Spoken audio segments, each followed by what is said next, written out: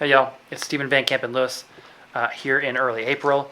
And once again, I'm at Gene's greenhouse, but as you can see behind me, there are a lot fewer plants than on previous episodes, although there's still quite a few over here. As I continue moving my plants from Gene's greenhouse into my backyard, and pretty soon I'm hoping to be filming all my videos for this channel from my house. And of course building a greenhouse and doing all those fun orchidy type of things. But today I want to I'm going to quickly show off my Phalaenopsis tetraspis coeruleas. I have two of them blooming.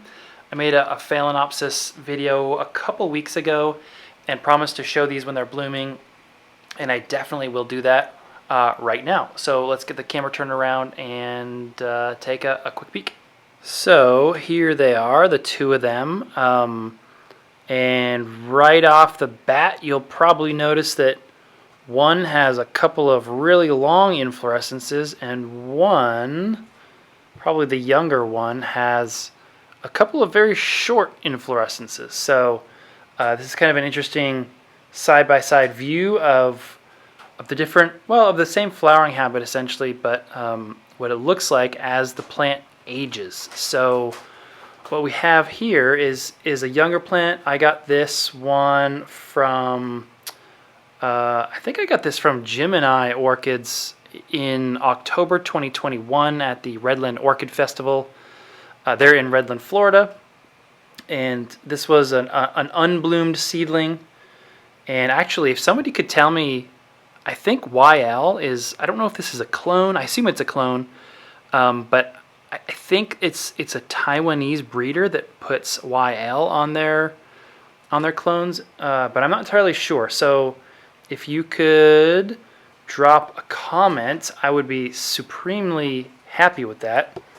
And then you can see that this one, let's get a focus here, has a wonky bloom over here, but a whole bunch of buds. And it has decided that it wants to send out this spike underneath some of its leaves there. So I mean, you know, I was about to say I don't know what it's thinking, but of course it's a plant, so they don't think.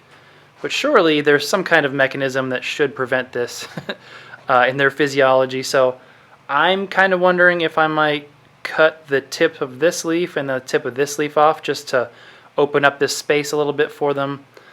Then it's got a longer spike over here with a couple of blooms coming in. Let's see if we can do this.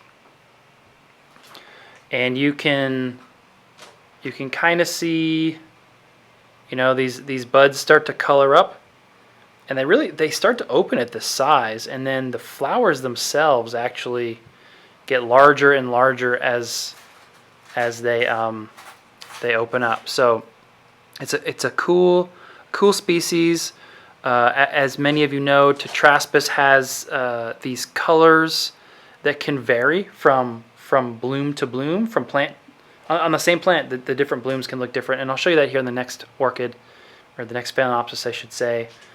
Before we jump over to that one, I do want to point out that, you know, these spikes, unlike the spikes on the ones that you get at the big box stores or the sort of more traditional large white Phalaenopsis that you just cut the spikes off, these spikes bloom again and again and again, year after year. So a larger, older plant will have more and more blooms and spikes each year, and you can see that this one has a branching habit. So this one has got 2 branches here off of its main spike. So when I clip these leaves off a little bit, we'll see if this helps these blooms open up and look a little nicer. Also, something is that this one needs repot. You can see this media has gotten kind of gross and slimy, so I will take this home and repot it into something a little fresher, a little nicer. This is also the nicer of my two. You can see some yellow foliage issues and some hard water buildup, but ultimately it's a nice healthy plant. Although if I kept it in this media for much longer, that would not be the case. This is one that I got from a friend in Austin who was liquidating her collection. This is from Brookside Orchids. This is the one that got hit by spider mites pretty badly, and I didn't realize that they get hit by spider mites. So you can see the underside of the leaf. This is spider mite damage from a pretty heavy infestation. But you can see just how long these spikes get over time, and you can see a couple of branches starting to form here. And of course, the most important part are the flowers here, and they are really nice. Look at this one. This one's just huge.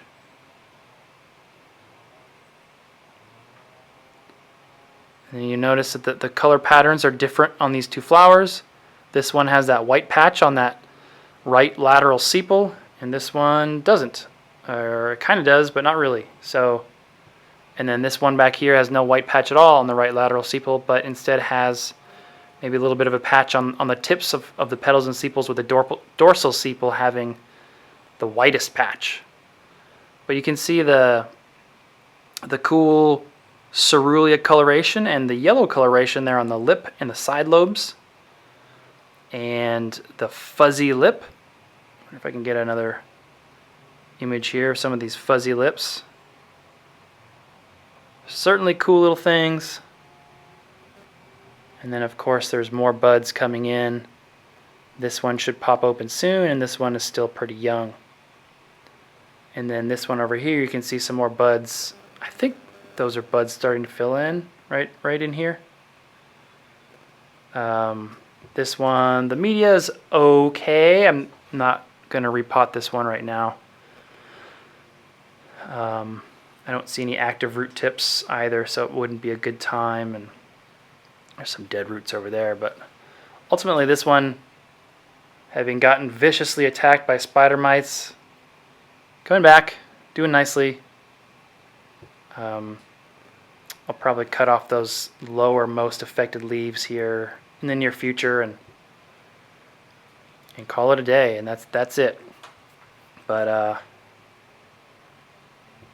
hope everyone's having a great weekend, and I will see you next weekend. Bye.